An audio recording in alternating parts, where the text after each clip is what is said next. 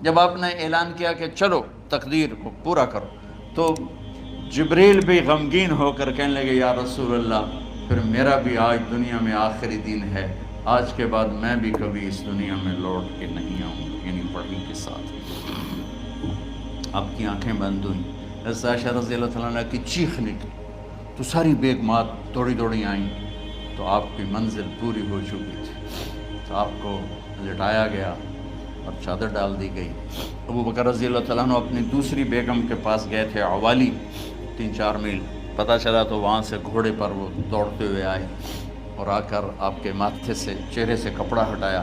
اور آپ کے ماتھے پر بوسہ لیا تو آپ کے آنسو ماتھے پر گرے، کوا و نبیّا وا خلیلا وا صفیہ، ہائے میرا نبی، ہائے میرا دوست، ہائے میرا خلیل، ہائے میرا جگر،